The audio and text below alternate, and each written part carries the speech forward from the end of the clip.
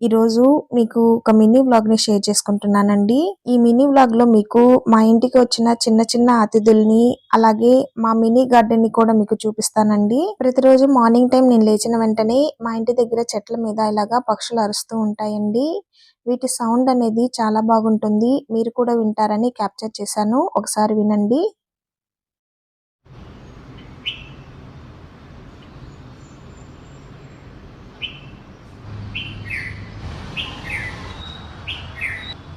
అలాగే మా ఇంటికొచ్చిన అతిథుల్లో ఈ చిన్న పక్షి కూడా ఒకటండి.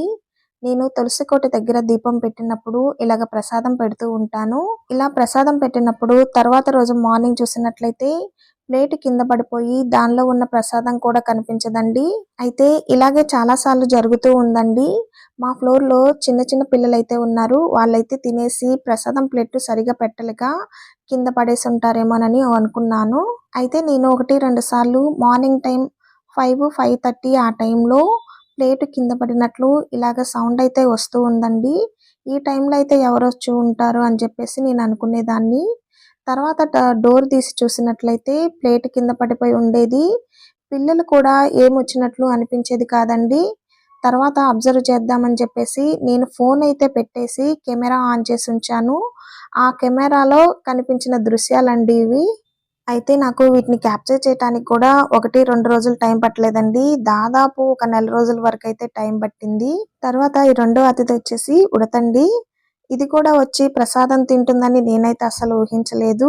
అయితే ఇది ప్రసాదం తినటానికైతే రాలేదండి. మనం దీపం వెలిగిస్తాం కదా! ఈ దీపం కొండెక్కిన తర్వాత దానిలో ఉన్న ఒత్తిని తినటానికైతే వచ్చింది. అయితే ఈ పక్షి కూడా ప్రసాదం తినేది మీకు క్యాప్చర్ చేసి చూపిద్దాం అనుకున్నాం కానీ ఇది వచ్చే టయానికి నేను ఫోన్ పెట్టలేకపోయానండి. చాలా సార్లు ట్రై చేశాను. ఒక్కోసారి అయితే 1 అవర్, 2 అవర్స్ కూడా ఫోన్ కెమెరా అనేది రికార్డింగ్ లో ఉంది. అప్పుడు కూడా క్యాప్చర్ చేయలేకపోయానండి. ఇంకా చివరిగా అయితే మా మినీ గార్డెన్ చూసేయండి.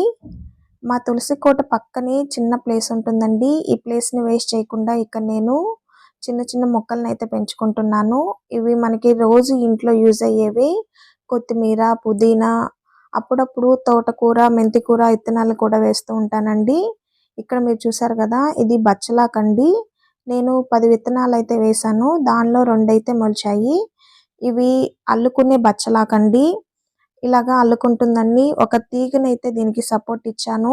చూసారు కదా, ఇలాగ పైకైతే అల్లుకుంటుంది. మరి మీరు కూడా మీకు ఉన్నంతలో ప్లేస్ ని వేస్ట్ చేసుకోకుండా ఇలాగా చిన్న చిన్న మొక్కలనైతే పెంచుకోండి.